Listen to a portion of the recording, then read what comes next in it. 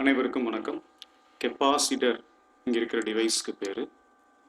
இது என்ன செய்யும் அப்படின்னா சார்ஜை ஸ்டோர் பண்ணி வைக்கும், மின்னூட்டத்தை சேமித்து வைக்கும் சாதனம் மின்தேக்கின்னு இதுக்கு பேர். அதே மாதிரி கரண்ட் எலக்ட்ரிசிட்டியில் வர டிவைஸ் வந்து ரெசிஸ்டர். கரண்ட் இது வழியாக போகிறப்போ அது டிஸ்டர்பன்ஸை கொடுக்குது. ஸோ மின் தடையாக்கி அப்படின்னு இதுக்கு பேர் சொல்கிறோம். இந்த ரெண்டு பக்க இணைப்பு தொடர் இணைப்பு சீரீஸ் பேரலில் கனெக்ட் பண்ணுறப்போ கிடைக்கிற ஃபார்முலா வச்சு தான் நம்ம சம் பார்க்க போகிறோம். ப்ராப்ளம்ஸு இது வரைக்கும் நான் ஃபிசிக்ஸில் ப்ராப்ளமே பார்த்ததில்லை அப்படின்னாலும் பரவாயில்லை, இப்போ நாம் சால்வ் பண்ண பழகிக்கலாம். ரைட், நான் ஃபஸ்ட்டு வச்சுருக்கிற பேசிக் ஃபார்முலா வந்து C P equal to C1 + C2 when capacitors connected in parallel. பக்க இணைப்பில் இணைக்கிறப்போ தொகுப்பயன் மின்தேக்கு திறனுக்கான சமன்பாடு இங்கே இருக்குது. இதை நான் வந்து சிபி ஸ்ட்ரைட் லைன் அப்படின்னு நான் வச்சுக்கிறேன். ஸோ சிபி ஸ்ட்ரைட் லைனாக இருந்தால் சிஎஸ் வந்து 1/ன்னு இருக்கும். சிபி ஸ்ட்ரைட் லைனாக இருந்தால் ஆர்எஸ் வந்து ஸ்ட்ரைட் லைனாக இருக்கும், ஆப்போசிட். அங்கே பேரலல், இங்கே சீரீஸ். ஆர்எஸ் ஸ்ட்ரைட் லைனாக இருந்தால் ஆர்பி வந்து 1/ஆக இருக்கும் அப்படின்னு நான் ஞாபகம் வச்சுக்கிறேன். ஸோ மொத்த 4 ஃபார்முலாக்கும் சேர்த்து நான் வச்சுருக்கிற ஷார்ட்கட் சிபி ஸ்ட்ரைட் லைன் அப்படிங்கிறதான். அதுக்கு ஏற்ற மாதிரி இன்னொன்று தலைகீழாக இருக்கும், ரெசிப்ரோக்கலாக இருக்கும் அப்படிங்கிறது இந்த ஃபார்முலாவுக்கு நான் வச்சுருக்கிற ஷார்ட்கட் சிபி ஸ்ட்ரைட் லைன். அடுத்து இப்போ இந்த சிபியிலேயே கெப்பாசிட்டர்ஸ் இன் பேரலல் கனெக்ஷன், C1ஓட வேல்யூ சின்னு வச்சுக்கிறேன், C2ஓட வேல்யூவும் அதே வேல்யூவாக வச்சுக்கிறேன், சின்னு வச்சுக்கிறேன். இப்போ ரெண்டுமே ஈக்குவல் வேல்யூ இருக்குங்களா? இப்போ என்ன ஆகும்? சிபி ஈக்குவல் டு 2Cன்னு மாறிடுங்களா? இப்போ நான் 2 கெப்பாசிட்டர் சேர்த்துனேன், அதனால் 2Cன்னு வந்துச்சு. இதுவே n கெப்பாசிட்டர்ஸ் நான் கனெக்ட் பண்ணியிருந்தேன், இந்த ஃபார்முலா என்னன்னு மாறும்? சிபி ஈக்குவல் டு NCன்னு மாறும். இது ஒரு முக்கியமான ஒரு ஆன்சர். என்ன special? n number of capacitors having equal values connected in parallel, the effective capacitance value is given by Cp equal to Nc. ஒரே மாதிரியான மின்தேக்கு திறன் உடைய n மின்தேக்கிகளை இங்கே கனெக்ட் பண்ணியிருக்கோம் அப்படிங்கிறது இதுக்கு ஃபார்முலா. அதே மாதிரி இதுக்கு போடலாங்களா? இப்போ என்ன ஆகும்? 1/Cs equal to 1/C plus 1/C. இப்போது எத்தனை வேணால் நான் கனெக்ட் பண்ணிக்குவேன், இங்கே 2 தான் கனெக்ட் பண்ணியிருக்கேன், அதனால் இங்கே ஃபார்முலா என்னன்னு வருதுங்க? 2/Cன்னு வருது. இதுவே தலைகீழாக மாற்றி எழுதுனா என்ன ஆகும்? Cs equal to C/2ன்னு வரும். ஒருவேளை n மின்தேக்கிகளை நான் இணைச்சிருந்தா Cs equal to C/nன்னு ஃபார்முலா கிடைக்கும். இது எனக்கு கிடைச்சிருக்கிற இன்னொரு ஃபார்முலா. இதே மாதிரி அங்கே சொல்லலாங்களா? இங்கே என்ன ஆகும்? Rs equal to இங்கே n into R அப்படின்னு வருது. அடுத்தது இதே மாதிரி ஆர்பிக்கு சொல்லும்போது என்ன ஆகும்? ஆர்பி ஈக்குவல் டு R/n அப்படின்னு வரும். சரிங்களா? இப்போ ஒரு சின்னதாக ஒரு ஒப்பிட்டு பார்ப்போம். இந்த இடத்துல என்ன இருக்குது? சாதாரணமாக ஆரம்பத்தில் இருந்த மதிப்பை என்னால் மல்டிப்ளை பண்ணியிருக்கோம். அப்போ ஆர்எஸ் கண்டிப்பாக எப்படி இருக்கும்? அதிகமாக இருக்கும். அதனால் இதுக்கு பேர் மேக்சிமம், அதாவது பெரும மதிப்பு. இங்கே பாருங்கள், ஆரோட மதிப்பு ஸ்டார்டிங்கில் இருந்ததை என்னால் டிவைட் பண்ணியிருக்கோம். கண்டிப்பாக ஆர்பி கொஞ்சம் குறைஞ்சிருக்கும். அதனால் இதை வந்து மினிமம், சிறும மதிப்பு அப்படின்னு சொல்லி சொல்கிறோம். ஓகே, அதே மாதிரி இதுக்கு சொல்ல முடியுமா? கெப்பாசிட்டருக்கு, மின்தேக்கிக்கு ஸோ பெருக்கி இருக்கும், என்னால் மல்டிப்ளை பண்ணியிருக்கோம். கண்டிப்பாக இது என்னவா இருக்கும்? மேக்சிமமாக இருக்கும், பெரும மதிப்பு. இங்கே என்னவா இருக்கும்? மினிமமாக இருக்கும். இப்போ என்கிட்ட ஒரு கொஸ்டின் கேட்குறாங்க. எங்க இந்த ரெசிஸ்டரில் நான் ஆரம்பிக்கிறேன். அதாவது மேக்சிமம் அப்புறம் மினிமம் இருக்குது பார்த்தீங்களா? இந்த ரெண்டுக்குரிய ரேஷியோ கேட்குறாங்க, விகிதம். அப்போ நான் என்னென்னு ஃபார்முலா எழுதிக்கிறேன் பாருங்கள். RS/RP அப்படின்னு எழுதிக்கிறேன். RSக்கான ஃபார்முலா என்ன? NR. RPக்கான ஃபார்முலா என்னங்க? கீழே இருக்குது RP, அதனால் இந்த ஃபார்முலா நான் தலைகீழாக எழுதிக்கிறேன். அதனால் எனக்கு N/Rன்னு கிடச்சிருச்சு. இந்த RR கேன்சல், மீதி இருக்கிறது N²/1 அப்படின்னு கிடைக்குது. இப்போ ஃபைனலாக ரிசல்ட் நான் என்னென்னு கொடுத்துக்கலாம்? Maximum is to minimum equal to N²/1. அதே மாதிரி இன்னொரு விதமாக எழுதுறதா இருந்தால் RS/RP ஈக்குவல் டு N²/1. பாருங்க, பேசிட்டே நாம் ஒரு சம் போட்டு முடிச்சாச்சு. இந்த சம் நீட்டில் கேட்ட கொஸ்டின். இது நீட்னா இது நீட்டோட ட்விஸ்டட் வெர்ஷன் வச்சுக்கலாங்களா? வேற மாதிரி கேட்டிருக்காங்க, அவ்வளோதான். ரைட், இப்போ புதுசாக கிரியேட்டிவ் கொஸ்டினுக்கு வருவோம். அங்கே போட்ட மாதிரி இங்கே கெப்பாசிட்டருக்கு ட்ரை பண்ணலாங்களா? நான் ட்ரை பண்ணுறேன், மேக்ஸிமம் டு மினிமம் ட்ரை பண்ணுறேன். இப்போ எனக்கு என்ன ஆன்சர் கிடைக்கும்? Maximum by minimum N C by N by C என்னாகும்? என் ஸ்கொயர் பை 1ன்னு கிடைக்கும். இப்போ ஃபார்முலாவாக முடிவு பண்ணிக்கலாமா? லாஸ்ட்டாக maximum is to minimum equal to N square is to 1. வேறு மாதிரி சொல்கிறா இருந்தால் C P is to C S equal to N square is to 1. பாருங்கள், 4 விஷயம் நம்ம கண்டுபிடிச்சிருக்கோம். இந்த 4மே நம்ம ப்ராப்ளம் போட்டதா அர்த்தம்.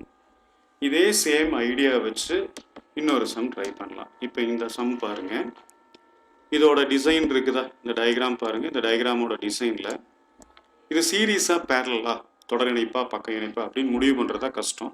நான் என்ன பண்ணியிருக்கேன், இந்த மேல் பக்கம் இருக்குது பார்த்தீங்களா, இங்கே ஒரு தட்டினோன்னே இது உள் பக்கமாக கீழே இறங்கிடுங்களா? இப்போ எனக்கு அதோட சேஃப் எப்படி மாறிடுச்சுன்னு பாருங்கள். இப்படி மாறிடுச்சு. இது C0, இதுவும் C0. சென்டரில் இருக்கிறது அப்படியே இருக்குது, நான் எதுவுமே பண்ணலை, இது அப்படியே இருக்குது, C0ன்னு இருக்குது. கீழே இருக்கு பாருங்கள், இதை ஒரு தட்டு மேல் பக்கமாக தட்டுறேன், அது என்ன ஆயிடுச்சு? இந்த மாதிரி மாறிடுச்சு. 2 கோடு ஈக்குவலாக போட்டுக்கணும், அப்போ தான் கெப்பாசிட்டரு C0. ஸோ என்கிட்ட கொடுத்த ஃபார்முலாவை நான் இந்த ஃபார்மேட்டுக்கு இப்போ மாற்றி வச்சுட்டேன். இந்த ரெண்டுமே என்ன இணைப்பில் இருக்குன்னு பாருங்கள், சீரீஸ் தொடர் இணைப்பு. இப்போது சிஎஸ்க்கு நம்ம என்ன ஃபார்முலா போட்டிருக்கோம்? சி பை என்னன்னு வச்சுருக்கோம். So C S equal to C by 2. சிக்கு பதிலாக நான் இப்போ C0 வச்சுருக்கேன். ஆன்சர் ரெடிங்களா? இதே மாதிரி நீங்கள் 1/CS வச்சும் போட்டாலும் இதே ஆன்சர் தான் கிடைக்கும். உங்கள் இஷ்டம், நீங்கள் எப்படி வேணால் போட்டுக்கலாம். ஸோ கொடுத்துருக்கிற சம்மில் மொத்தம் 3 பார்ட் இருந்துச்சு. இது 1, இது 2, 3. ஓகே, இப்போ இந்த 3ஐயும் நான் கம்பைன் பண்ணி ஒட்டுக்க எழுதிக்கிறேன். இது டாப்பில் இருந்தது, இதோட மதிப்பு C0/2.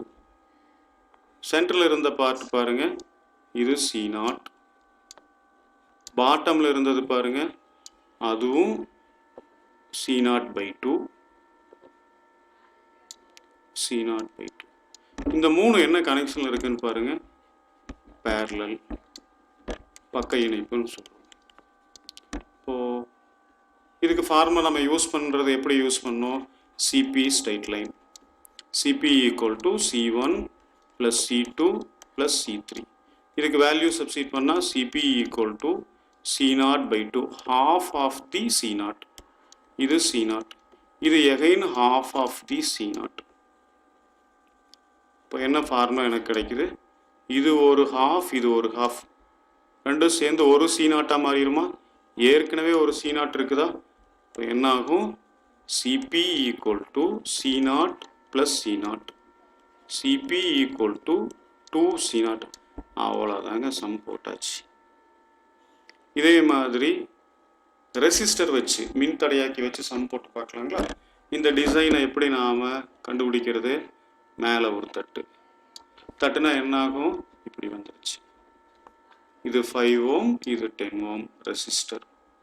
ஒன்று R1ன்னு வச்சுக்கலாம், இன்னொன்று R2ன்னு வச்சுக்கலாம். என்ன கனெக்ஷனில் இருக்குது? சீரீஸ் தொடர் இணைப்பில் இருக்குது. ஃபார்முலா என்னன்னு வருங்க? RS equal to straight line. So R1 + R2 இதுக்கான ஃபார்முலா. அதனால் RS ஈக்குவல் டு 5 + 10ன்னு வச்சுக்கிறேன். RS ஈக்குவல் டு 15 ஓம்னு எனக்கு கிடைக்குது. இதே மாதிரி பாட்டம் சைடில் டீல் பண்ணலாங்களா? என்ன ஆகும்? சீரீஸ்க்கு மாறிடும். இது 10 ஓம்னா இது 5 ஓம். சேம் இதே ஃபார்முலா யூஸ் பண்ணலாம். யூஸ் பண்ணால் நமக்கு என்ன ஆன்சர் கிடைக்கும்? RS ஈக்குவல் டு 15 ஓம்னு கிடைக்கும். இப்போது மேல் பக்கம் ஒரு ஆள் இருக்காரு, அவரு 15 ஓம். கீழ்ப்பக்கம் ஒரு ஆள் இருக்காரு, அவரு 15 ஓம். எனக்கு கொடுத்த டயக்ராமை நான் இந்த மாதிரி இப்போ மாற்றிட்டேன். இந்த 2 பேரும் என்ன கனெக்ஷனில் இருக்கிறாங்க? பேரலல் பக்க இணைப்பில் இருக்கிறாங்க. அப்போ அதுக்கு என்ன ஃபார்முலா? 2 பேரும் ஈக்குவலாக இருக்கிறாங்களா? அப்போது நான் ஸ்ட்ரைட்டாக RP ஈக்குவல் டு R/2 ஃபார்முலாவை யூஸ் பண்ணிக்கிறேன். இல்லை 1 by யூஸ் பண்ணுறதுனால யூஸ் பண்ணிக்கலாம். RP equal to 15/2. 15/2 என்னன்னு வருங்க? 7.5. அவ்வளோதாங்க, ஆன்சர் கண்டுபிடிச்சாச்சு. ரைட், இனி அடுத்த ஸ்டேஜ் இதை விட கொஞ்சம் அதிகமாக இருக்கிற மாதிரி சம் ட்ரை பண்ணலாங்களா? அங்கே என்ன நடக்குதுன்னு பாருங்கள். இப்படி ஒரு டயக்ராம் எங்கிட்ட இருக்குது. இது எங்கேயோ பார்த்த மாதிரி இருக்குது. கரெக்ட், நம்ம இதுக்கு முன்னாடி போட்ட அதே சம்மு. மொத்தம் 3 பார்ட்டாக இருக்குது. நம்பர்ஸ் பாருங்கள்.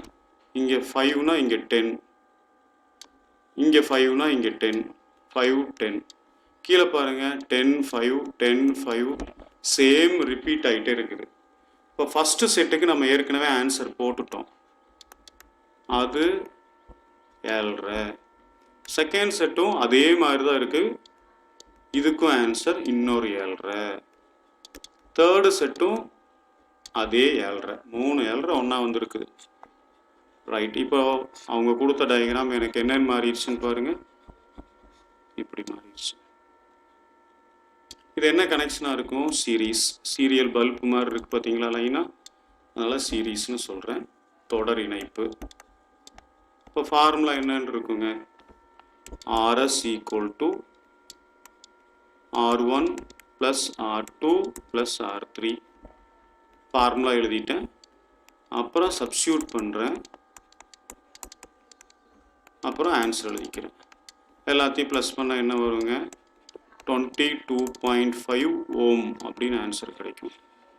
இல்லை நான் அந்த ஃபார்முலா யூஸ் பண்ணுறேன், மூணுமே ஈக்குவல் தானுங்க, 7.5 அப்படின்னாலும் தப்பில்லை. RS equal to NR அப்படிங்கிறது அந்த ஃபார்முலா.